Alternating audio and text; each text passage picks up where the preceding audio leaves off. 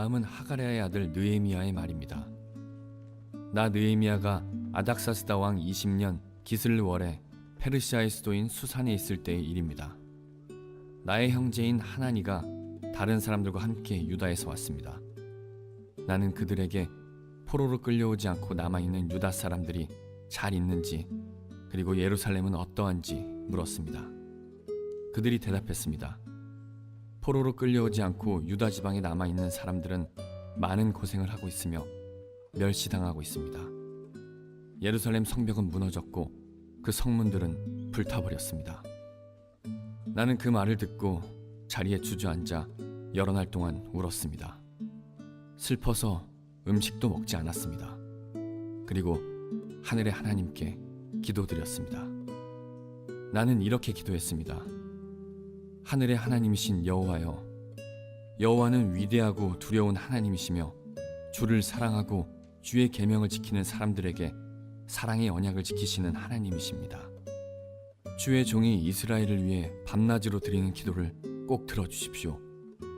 저희 이스라엘 백성이 주께 지은 죄를 제가 고백합니다.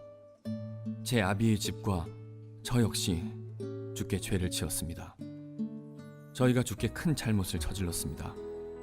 주께서 주의 종 모세에게 주신 계명과 규례와 율법을 저희가 지키지 않았습니다. 주의 종 모세에게 말씀하신 것을 기억해 주십시오. 주님께서 이렇게 말씀하셨습니다. 만약 너희가 죄를 짓는다면 내가 너희를 나라들 가운데 흩어놓겠다. 그러나 나에게 돌아와 내 명령을 따르고 지키면 흩어진 백성이 땅끝에 있더라도 내가 그들을 모을 것이다. 그리고 그들을 나의 이름을 두려고 택한 곳으로 데려올 것이다. 주께서는 그들을 크신 능력과 힘으로 구원하셨습니다. 주여, 주의 종인 제 기도를 꼭 들어주십시오. 그리고 주의 이름을 섬기려는 주의 종들이 드리는 기도를 들어주십시오.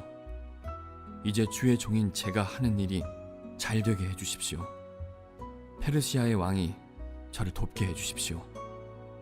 그때 나는 왕에게 술을 따라 올리던 사람이었습니다. 자, 우리 믿음을 고백하고 오늘 하나님 말씀 듣겠습니다. 가슴에 손을 얹어주시고요. 저희 고백을 따라서 해주시면 감사하겠습니다. 하나님은 나를 사랑하십니다. 나는 그 사랑 안에 있습니다. 하나님은 오늘 나에게 말씀하실 것입니다. 그 말씀에 능력이 있습니다. 그 말씀에 생명이 있습니다. 나의 마음을 하나님께 열겠습니다. 나의 생각을 예수님께 집중하겠습니다. 들은 만큼 변합니다. 들은 만큼 행복해집니다. 새벽기도 때 사사기 말씀을 통해서 강한 용사로 만들어 가시는 하나님의 은혜를 계속 나누고 있는데 이제 오늘부터 부활절 전까지 느헤미야서를 강의하면서 주의 말씀을 나누려고 합니다. 느헤미야서는 단 52일 만에 예루살렘 성벽을 재건했던 하나님의 믿음의 사람의 이야기를 담고 있는데 저희가 살고 있는 이 땅이 많이 흔들리고 있잖아요. 많이 무너지고 있는데 어느 때보다도 이 말씀이 저희들에게 소중하게 들려오는 시간이 될 수 있지 않을까라고 생각을 해봅니다. 이 말씀을 통해서 우리들의 삶 속에서 무너진 것도 재건하시는 하나님의 은혜를 체험할 수 있게 되기를 바랍니다. 느헤미야 얘기를 좀 하기 전에 그 백그라운드가 되는 이스라엘의 역사들을 조금 좀 짚고 넘어가야 될 것 같아요. 제가 PPT를 올려드릴 테니까 잠깐 간단하게 정리를 해드리고 넘어갈게요. 자, 제일 먼저 포로기 시대 예루살렘에 대해서 조금 이야기를 나눠드리려고 하는데 BC 586년에 바벨론이라고 하는 나라에 의해서 남유다 왕국이 그리고 남유다 왕국의 수도였던 예루살렘의 성전과 도시가 멸망하게 됩니다. 그리고 바벨론이라고 하는 나라가 하나님의 징계에 의해서 70년 만에 멸망을 하고 페르시아 왕이었던 고레스가 바벨론을 함락하게 됩니다. 그런데 바벨론이라고 하는 나라가 가지고 있었던 식민 정책과 페르시아가 가지고 있었던 식민 정책이 다릅니다. 바벨론이라고 하는 나라는 굉장히 핍박하고 학대하는 식민지 정책을 선택을 했고 페르시아라고 하는 나라는 굉장히 호의적인 식민 제도를 선택을 했기 때문에 고레스 왕이 바빌론을 멸망시킨 다음에 페르시아 왕이 근동아시아의 패권을 차지하고 난 다음은 포로로 잡아왔던 사람들을 귀환시키기 시작합니다. 그리고 BC 537년에 수룹바벨이라고 하는 사람을 중심으로 예루살렘에 5만 명의 포로들이 다시 돌아오게 됩니다. 그들의 주된 목적은 무너졌던 성전을 다시 건축하는 일이었습니다. 두 번째 포로 귀환은 458년, 주전 458년에 이루어지는데 그때는 에스라라고 하는 학사를 중심으로 신앙 부흥 운동, 말씀을 회복하는 신학 부흥 운동 중심으로 진행을 하게 됩니다. 그리고 1차, 2차 포로 귀환으로 예루살렘 성전은 회복이 되고 예배는 회복되는 것 같았지만 성벽이 회복이 되지 않았기 때문에 여전히 도시 자체가 황폐한 상태로 남아있다라고 생각을 하시면 될 것 같아요. 그리고 우리가 지금 공부하게 되는 느헤미야라고 하는 사람이 제3차 포로 귀환 142년 동안 폐허로 남아있던 예루살렘 성벽을 재건하고 이제 하나님의 도성을 만들게 되는 일을 진행을 하게 됩니다. 느헤미야서에 등장하는 인물들을 제가 잠깐 소개해 드릴게요. 오늘 정리를 해드리면 앞으로 우리가 이 느헤미야서를 군데군데 계속해서 강해를 해나갈 때 군데군데 등장하고 있는 인물들이 그 사람이 그 사람이구나 라고 여러분들이 쉽게 이해하실 수 있을 것 같아요. 첫 번째 주인공이죠. 느헤미야예요. 페르시아의 술관원이었고 왕 앞에 정기적으로 나갈 수 있는 고위 관료직을 맡고 있는 사람이었습니다. 그리고 그가 황폐한 예루살렘을 재건하기 위해서 왕의 조서를 받아서 가서 성벽을 재건함으로 하나님의 일을 이루는 사람이 되는 거죠. 52일 만에 그 성벽을 재건합니다. 두 번째 등장인물은 아닥사스다 왕이에요.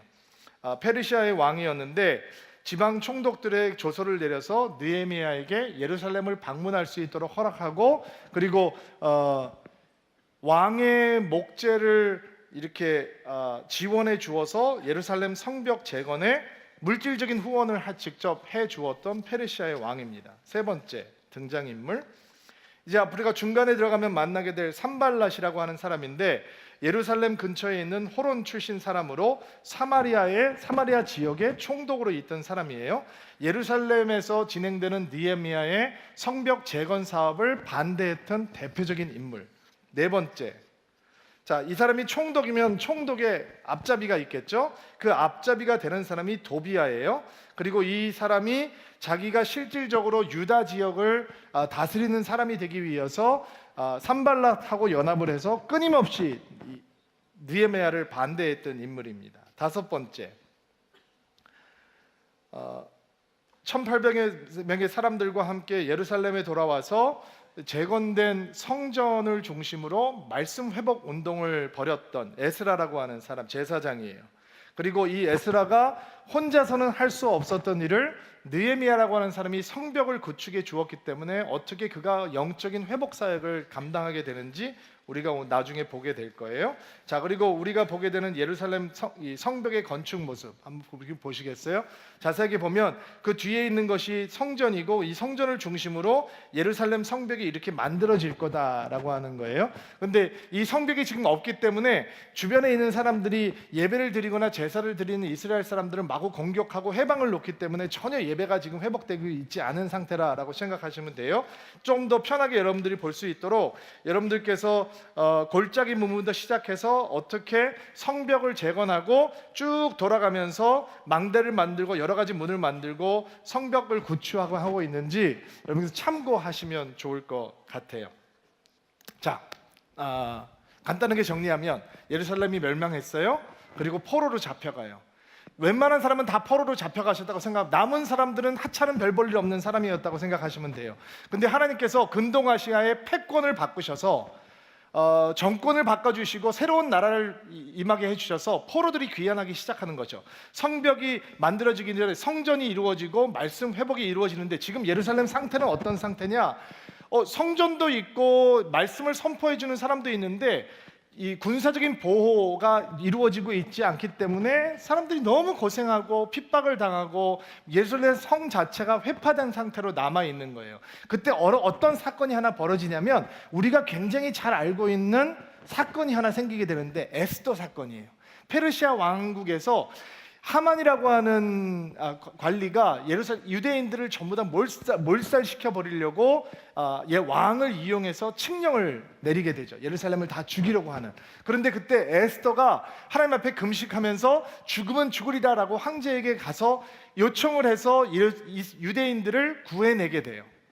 그때 유대인들을 페르시아 왕국에서 구해 주었던 왕이 아하수에로 왕이라고 하는 사람인데, 오늘 우리가 만나게 되는 아닥사스다 왕은 아하수에로 왕의 아들이 되는 사람이고, 모르긴 몰라도 에스더의 아들이었을까? 라고 생각하는 사람들 있지만 확실하진 않아요. 그러나 에스더와 모르드게의 영향력 아래서 자랐던 사람인 것은 분명해요. 그리고 우리가 만나게 되는 이 느헤미야라고 하는 사람은 할아버지, 아마 그 조상이 포로로 잡혀갔던 유대인 출신, 포로 출신인데, 그가 왕 앞에서 술을 관리하는, 술을 따라주는 술 맡은 관원의 위치를 하고 있던 고급 관료였어요. 이게 직위는 높지 않지만 그 당시에 왕이라고 하는 위치가 암살과 독살에게 굉장히 노출이 되어 있기 때문에 왕이 포도주를 한 잔 마시기 전에 왕 대신 거기에 독이 들어있는지 먼저 마셔보는 관료들이 있었다는 거죠. 그러니까 이 사람은 목숨을 걸고 왕을 섬기는 사람이기 때문에 왕에게 신뢰를 받을 수밖에 없고, 왕과 굉장히 친밀하게 지낼 수밖에 없고, 가장 많은 시간을 함께 보내야 되고, 왕 후와도 함께 식사를 하는 자리에 있을 만큼 굉장히 친밀한 사이였고, 우리가 생각하기에 그냥 노예 출신이니까 그런 업무를 맡고 있나 보다가 아니라, 당시에는 비서실장의 역할 혹은 필요할 때는 바디가드의 역할을 할 정도로 왕에게는 정말 최측근 중에 측근의 이 관료였다라고 생각하시면 좋을 것 같아요. 그러니까 노예 출신, 포로 출신의 유대인들 가운데서 그런 관직을 맡을 수 있었다는 건 느헤미야가 나름 출세했다라는 거죠. 성공하고 출세한 인생이었다. 근데 느헤미야라고 하는 이름의 뜻이 하나님께서 위로하신다라고 하는 뜻이에요. 그리고 그의 형제 하난이라고 하는 사람의 이름의 뜻은 뭐냐면, 하나님께서는 은혜로우시다라는 뜻이에요. 여러분 생각해 보세요. 지금 예루살렘이 멸망하고 그 유대인들이 전부 다 포로로 잡혀왔어요. 그리고 식민지에서 살아가고 있는 거예요. 이방인. 지금 바로 에스더 전 사건을 보면 모든 민족이 몰살을 당할 위기에 있을 만큼 상황이 편안치 않은 환경이었어요. 그런데 느헤미야와 하나님의 아버지가 포로로 살아가고 있으면서 아들들을 보면서 어떤 이름을 짓느냐, 하나님께서는 위로하시는 하나님이시고 하나님께서는 은혜로우신 분이시다라고 이름을 지어주죠. 그 느헤미야가 그 아버지에게 어떤 신앙을 전수받고 살고 있었는지 우리가 쉽게 상상해 볼 수 있는 부분이에요. 그리고 느헤미야는 근 100년이라고 하는 세월을 페르시아에서 보낸 다음에 태어난 제너레이션이거든요. 새로운 세대란 말이에요. 그러니까 예루살렘하고는 전혀 상관이 없는, 어떻게 보면 유대인이라고 보기에는 너무 페르시아 문화에 익숙해 있는 그런 새로운 제너레이션이었는데도 불구하고 그가 예루살렘의 성벽을 재건하는데 사용을 받아요. 1200km가 넘는 먼 나라에서 살고 있는 느헤미야가 한 번도 본 적이 없는, 한 번도 가본 적이 없는 예루살렘, 할아버지의 나라, 그 나라의 성벽을 재건하는 임무를 완수한다.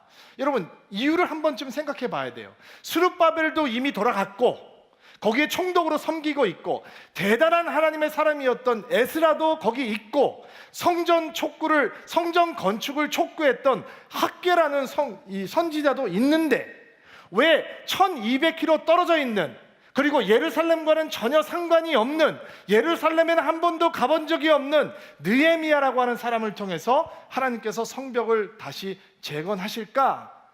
그 이유를 우리는 그의 기도 속에서 찾을 수 있는 것입니다. 느헤미야라고 하는 사람이 위대한 하나님의 사람으로 만들어질 수 있었던 것은 바로 그의 기도 때문입니다.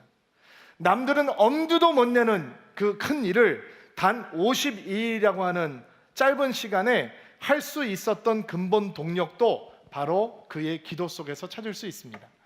느헤미야서 전체에 느헤미야의 기도문이 절절히 흐릅니다. 9개의 기도문이 흐르고 있는데 단순히 그러니까 결국 기도해야 되는 거구나 라고 생각하시면 안 되고, 느헤미야의 기도 속에서 구체적으로 하나님의 위대한 사건이 어떻게 평범한 사람들의 삶 속에서 잉태될 수 있는가, 시작될 수 있는가 라고 하는 것을 오늘 배우게 될 것입니다. 1절과 2절 말씀 오늘 같이 한번 읽어볼게요. 한번 읽어주시겠어요? 시작.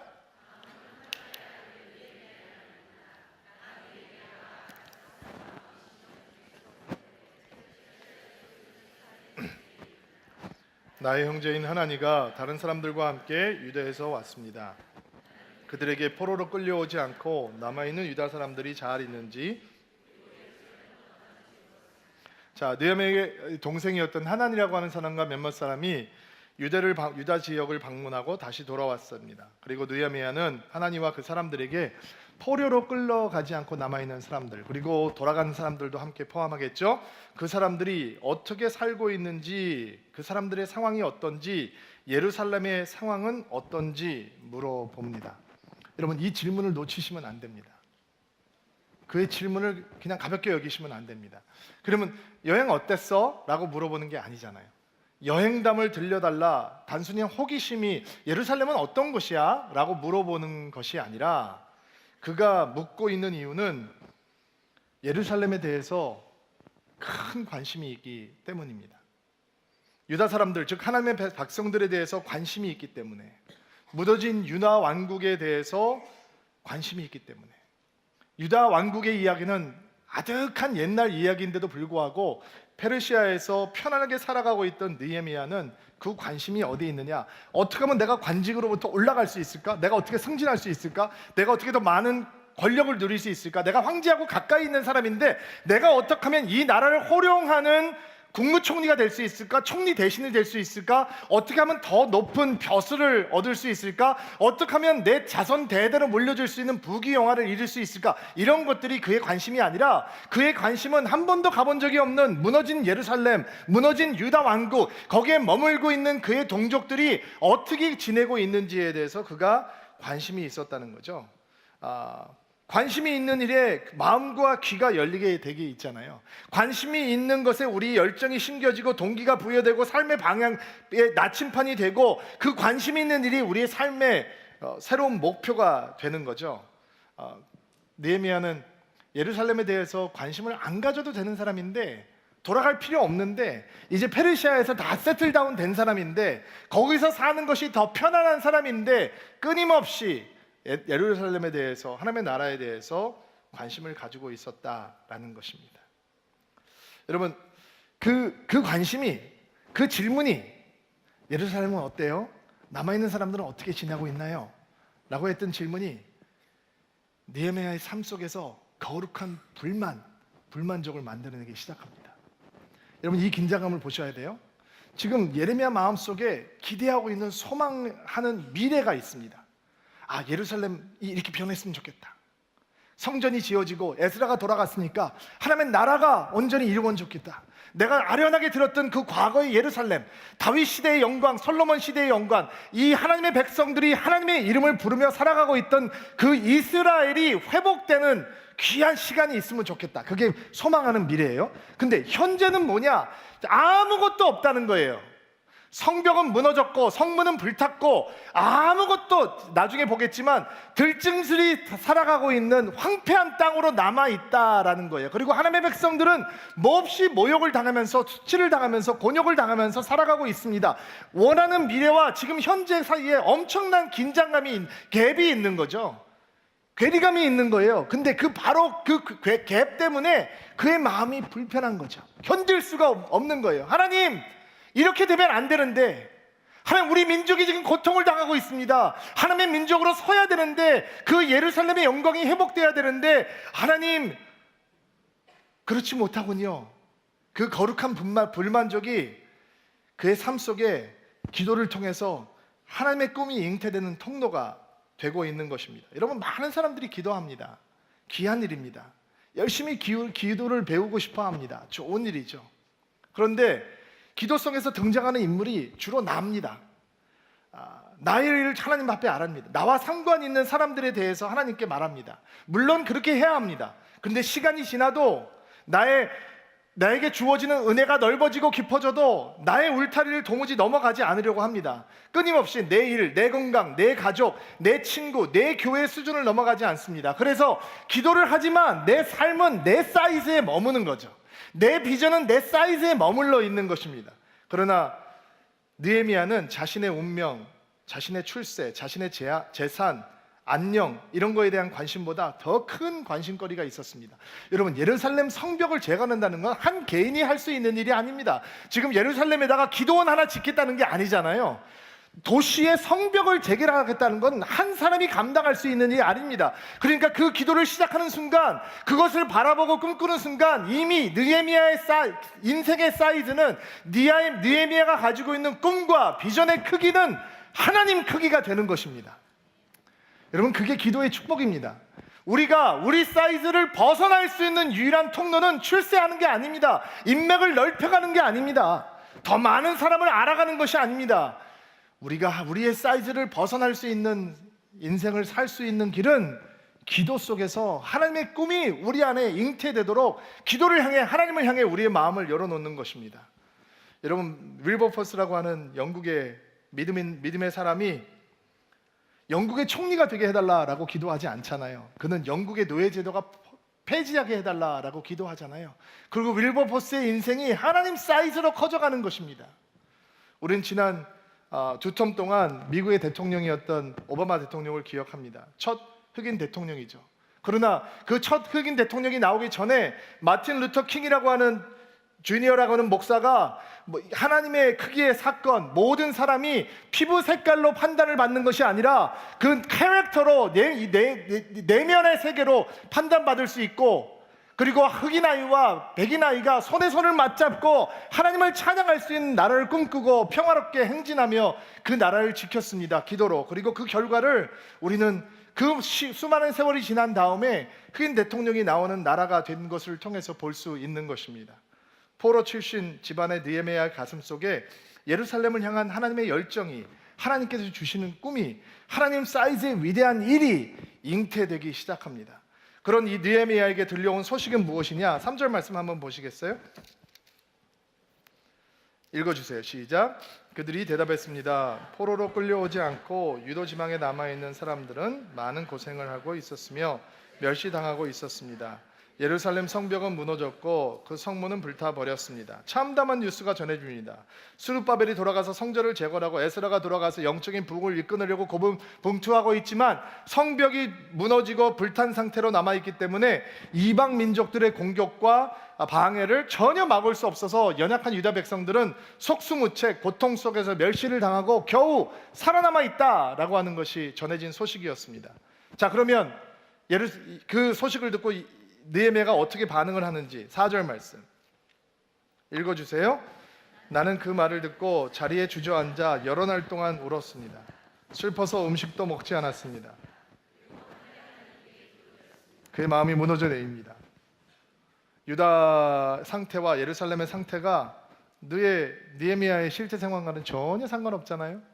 그는 날마다 왕의 술을 마실 것이고 왕의 총애를 누릴 것이고 좋은 음식을 먹을 것이고, 예루살렘은 불탔지만 그는 계속 좋은 것을 누리고 좋은 옷을 입고 좋은 가족들과 좋은 집에서 좋은 사람들과 계속 관계를 하고 살아갈 수 있었겠죠. 그런데 그가 눈물을 흘리고 슬픔에 젖어서 금식을 하고 기도했다라고 얘기합니다. 그리고 이 눈물의 기도는 한 4개월, 5개월 정도 지속됐던 것 같습니다. 여러분, 회파된 예루살렘의 소식을 무시하시면 안 됩니다. 우리에게 들려오는 돌무더기의 소식을 무시하시면 안 됩니다. 왜냐하면 그 돌무더기의 소식을 통해서 하나님의 음성이 우리 가운데 들려오기 때문입니다. 하나님의 사람 느헤미야의 가슴은 이렇게 크기 시작합니다. 하나님의 일, 하나님의 역사에 대한 관심이라고 하는 씨앗이 눈물 젖은 기도와 금식이라고 하는 영양분을 받으면서 무럭무럭 자라나기 시작합니다. 여러분, 어떤 꿈도 어떤 비전도 기도가 없으면 금방 죽어버립니다.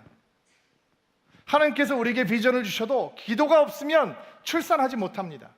그래서 수많은 사람들이 꿈을 봤지만 기도를 하지 않기 때문에, 비전을 봤지만 기도가 멈추기 때문에 출산하는 것을 못 보는 것입니다. 예루살렘의 소식을 들었을 때 느헤미야가 할 수 있는 일은 아무것도 없었습니다. 여러분 주목하십시오. 그가 할 수 있는 일은 아무것도 없었습니다. 예루살렘을 향해서 달려갈 수도 없었습니다. 그는 자유로운 몸이 아닙니다. 황제에게 묶여있는 몸입니다. 황제가 명령을 해줘야 갈 수 있는 것입니다. 황제가 허락을 해줘야 무엇인지 할 수 있습니다. 그의 마음은 예루살렘을 향해서 가 있지만 그는 지금 엉뚱한 곳에서 엉뚱한 사람을 엉뚱한 일로 섬기고 있는 것입니다. 그러나 그는 멍 때리지 않았습니다. 그는 그가 할 수 있는 가장 강력한 일, 가장 강력한 준비, 그는 기도하며 하나님의 역사를 위해서 기다리고 있었습니다. 그런데 그게 기도가 이 놀라운 기대, 오늘 이 기도를 배워보는 시간을 가지려고 합니다. 이 기도가 여러분 영혼 가운데 심겨지는 은혜가 있을지어다. 5절 말씀 어떻게 기도하는지 5절 말씀 한번 읽어볼게요. 읽어주세요. 시작. 나는 이렇게 기도했습니다.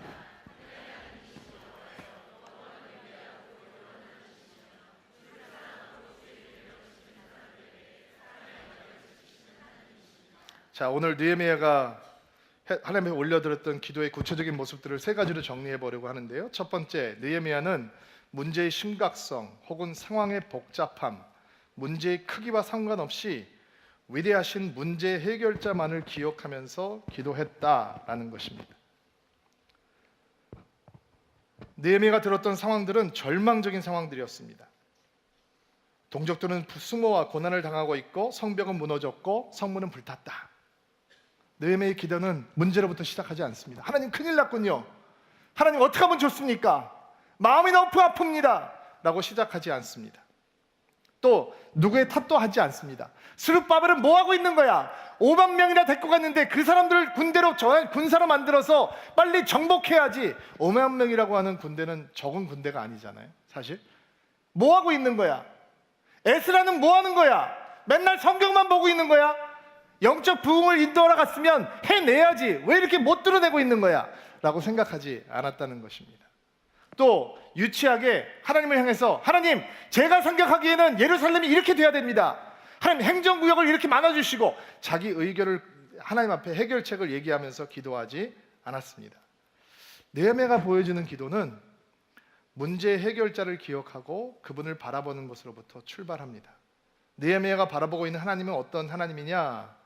그는 위대하고 크고 두려우신 하나님, 언약을 지키시는 하나님을 기억합니다. 여러분, 페르시아를 살면서 그 하나님의 이름을 부르는 것이 쉽지 않습니다. 아무것도 약속이 이루어지지 않는, 그는 기대하고 소망했습니다. 멀리서나마 기도했을 것입니다.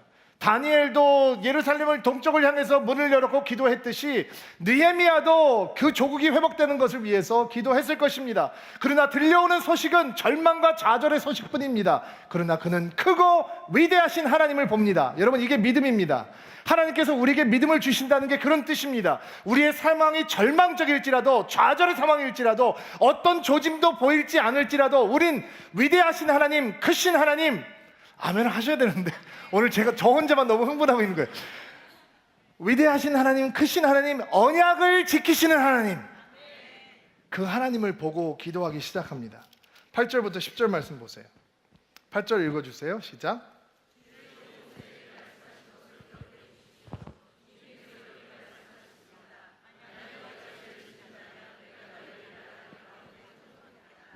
그러나 나에게 돌아와 내 명령을 따르고 지키면 흩어진 백성이 땅끝에 있더라도 내가 그들을 모을 것이다.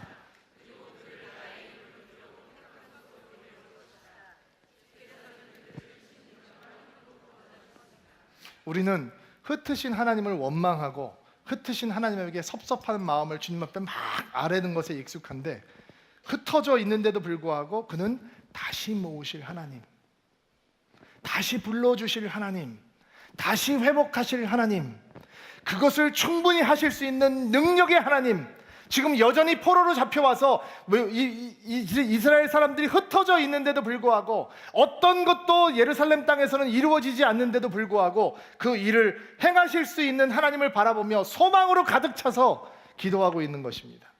여러분, 기도하지 않으면 눈에 보이는 것만 가지고 판단하게 됩니다. 그러나 기도하기 시작하면 신실하신 하나님, 성실하신 하나님, 언약을 이루시는 하나님이 우리의 삶을 바라보는 세계관도 바꿔주시는 것입니다. 그리고 상황을 통해서 문제를 보지 않고 하나님을 통해서 문제를 보게 되니까 우리의 기도가 우리의 삶을 바꾸게 되는 것입니다. 여러분 삶 속에서 다가오는 문제를 바라보지 않게 되기를 주의 이름으로 축복합니다. 문제가 얼마나 복잡한지 얽혀 있는지 묵상하지 마십시오. 여러분, 문제를 묵상하면 낙심하게 됩니다. 한숨 쉬게 됩니다. 좌절하게 됩니다. 분노하게 됩니다. 상처받게 됩니다. 불평하게 됩니다. 포기하게 됩니다. 삐뚤어지고 망가지게 됩니다. 지금 대한민국 상황을 보시면 안 됩니다. 그러면 우리가 정신을 차릴 수 없습니다. 우리는 크고 위대하신 하나님, 아멘, 언약을 지키시는 하나님, 아멘, 그 하나님을 똑바로 쳐다보면, 그 하나님의 사랑의 사이즈를 보면, 그 하나님의 은혜의 사이즈를 보면 문제 넘어 계시는 하나님의 약속을 찾게 되는 것입니다. 문제를 보고 기도하면 절대로 문제를 넘어가지 못하지만 하나님이 어떠신 분인지를 알고 기도하면 우리는 문제에 붙잡히지 않고 소망 가운데 거할 수 있는 것입니다. 느헤미야가 우리에게 그 기도를 가르쳐 줍니다. 문제의 복잡함, 크기 상관없이 어떤 문제도 해결하시는 위대하고 언약을 지키시는 신실하신 하나님을 바라보면서 기도하라고 가르쳐 주고 있는 것이죠. 자, 6절, 7절 또 느헤미야에게 배우는 위대한 일을 응티하는 생명력으로 충만한 기도의 모습 6절, 7절 말씀을 통해서 보겠습니다. 읽어주세요.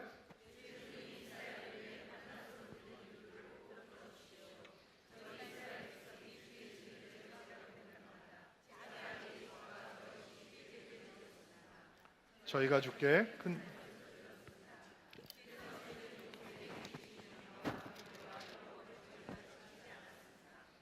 자, 하나님의 위대한 일을 잉태하는 생명력으로 충만한 기도는 무너진 것을 수보하는, 허물어진 것을 다시 보수하는 기도입니다.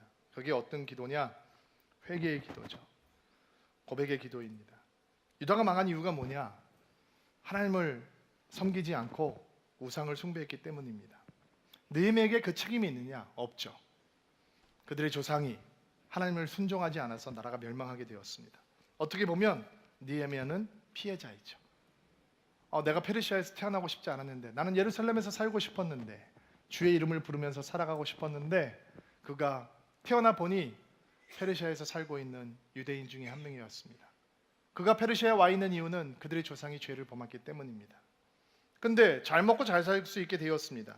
출세한 고위직이 되었습니다. 그러나 그는 무너진 예루살렘의 소식을 들으면서 회개 기도를 시작합니다. 하나님, 우리 조상들이 주님을 배반하고 죄를 지었습니다.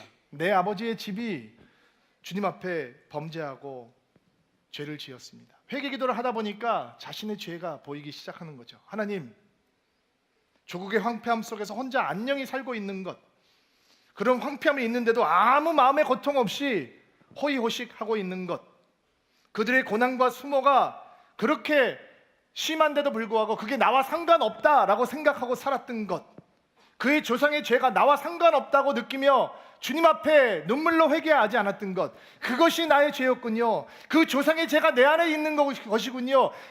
내 아비의 죄가 내 안에 있는 것이군요. 그리고 그는 정말로 그 죄 때문에 고통스러워서 눈물을 흘리며 금식하며 기도하고 있는 것입니다. 여러분, 이 말씀 기억하시죠? 내 이름으로 일컫는 내 백성이 그들의 악한 길에서 떠나 스스로 낮추고 기도하고 내 얼굴을 찾으면 내가 하늘에서 듣고 그들의 죄를 사하고 그들의 땅을 고칠지라. 지금 이 말씀이 느헤미야의 삶 속에서 이루어지고 있는 것입니다. 무너진 곳, 하나님을 불순종하고 하나님을 떠났기 때문에 무너졌던 것을 그가 회개하며 통회하며 가슴을 치며 눈물을 흘리며 그 눈물로 그 자리를 보수하고 있는 것입니다. 너무 멋지죠, 여러분? 여러분, 우리가 지금 이 기도가 필요합니다. 이 땅이 지금 이 기도가 필요한 때입니다. 대한민국이 무너지고 깨어진 모습을 붙들고 기도해 보셨습니까? 요즘 우리는 조국에 대한 마음이 더 애틋해지고 있습니다. 그러나 여러분, 이 기도는 언제나 교회 안에 가득해야 되는, 성도의 마음 가운데 가득해야 되는 기도입니다. 우리의 상황을 좀 돌아보십시오. 아직 인생을 시작도 못 안 한 젊은이들이 환경 탓을 합니다. 무슨 수저 환경 탓을 하면서 꿈꾸기 전에, 비전을 갖기 전에 스스로 자기 인생의 뚜껑을 덮어버립니다. 부모를 탓하고 사회를 탓하고 나라를 탓하면서 다른 사람을 시기하고 질투하고 분노하면서 그냥 꿈꾸기를 멈춰버리죠. 일하고 싶은 젊은이들이 직장을 구하지 못합니다. 여러분, 대단히 심각한 문제입니다. 꿈을 잃어버린 세대가 태어나고 있습니다. 연애도 포기하고 결혼도 포기합니다. 결혼을 한 사람은 출산조차 안 하려고 한다고 합니다. 그러나 그런 한쪽에서는 향락이 넘쳐납니다. 몇 년 전에 새로운 제품을 출시한 한 주류 업체가 500일 동안 한국에서 10억 병의 소주를 팔았다고 합니다. 1초당 23병, 하루 평균 200만 명을 소비했다라고 하는 말이죠. 한국다운 스피드입니다. 헤럴드 경제에 의하면 2016년 우리나라의 지하 경제 규모는 국민 총생산의 30.1%, 450조 원이었다고 합니다. 성매매, 유흥업, 고리대금 규모가 그 중에서 140조 원을 차지했고 성매매 산업의 규모는 37조 원에 달했다고 합니다. 2009년 11월 9일 황의호 의원이 국회 대정부 질의에서 우리나라 성매매 여성 수는 27만 명으로 20대 30대 여성의 3.5%, 취업 인구로는 6.4%에 달한다라고 밝힌 바가 있습니다. 대단히 보수적인 숫자입니다. 2010년 성매수 실태 보고서에서 한국 남성 중 10명 중 4명이 지난해에 성매매를 했다라고 보고했습니다. 이런 와중에 기독교는 흔들리고 있습니다. 한국 기독교의 성도 수는 급속하게 하락 곡선을 거리고 있고 신학계의 지원자도 날마다 줄어들고 있습니다. 가장 심각한 것은 어린이, 청소년, 대학생 이들의 복음화 비율이 선교지에 비할 만큼 현저하게 떨어지고 있다라고 하는 사실입니다.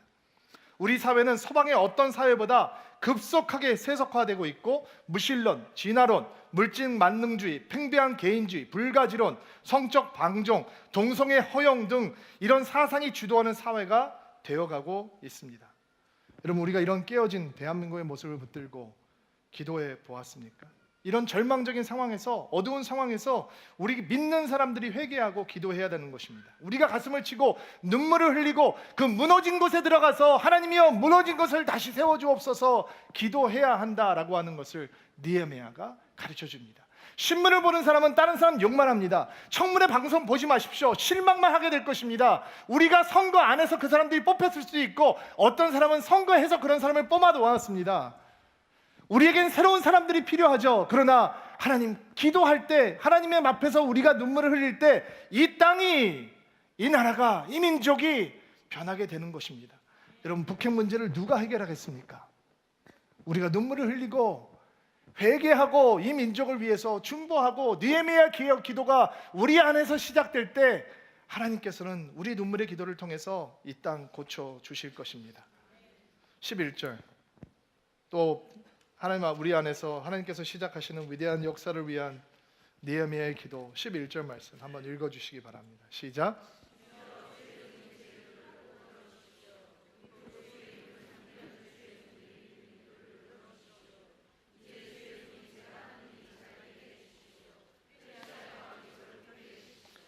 동그라미 쳐놓으세요. 밑줄 팍팍 거세요.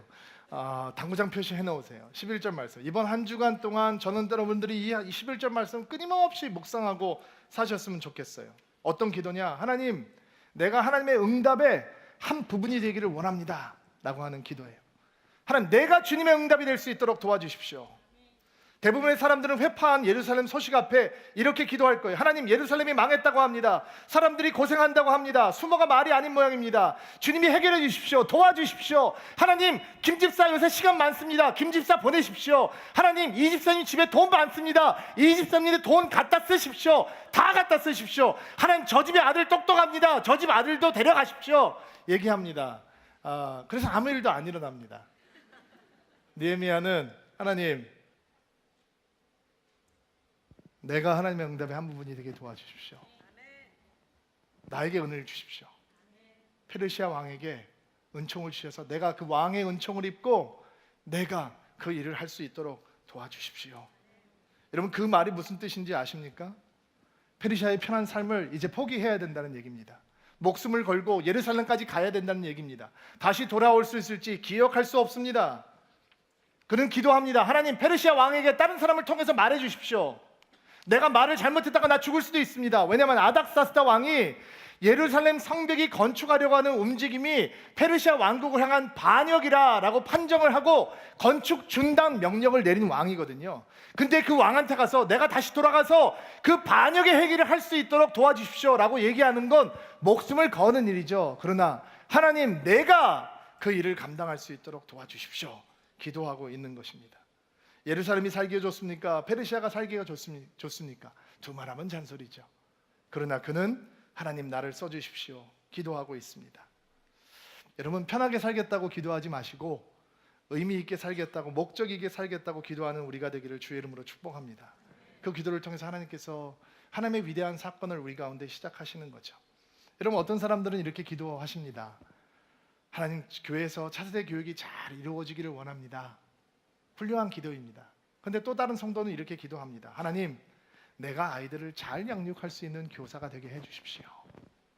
어떤 사람들은 교회 주차 문제 때문에 기도합니다. 하나님, 우리 교회에 주차 문제가 없게 도와주십시오. 어떤 사람들은 하나님, 내가 주차를 원활하게 할 수 있는 주차 요원이 될 수 있게 헌신합니다 라고 기도합니다. 어떤 사람들은 기도합니다. 하나님, 성가대가 은혜롭게 찬양할 수 있도록 도와주십시오.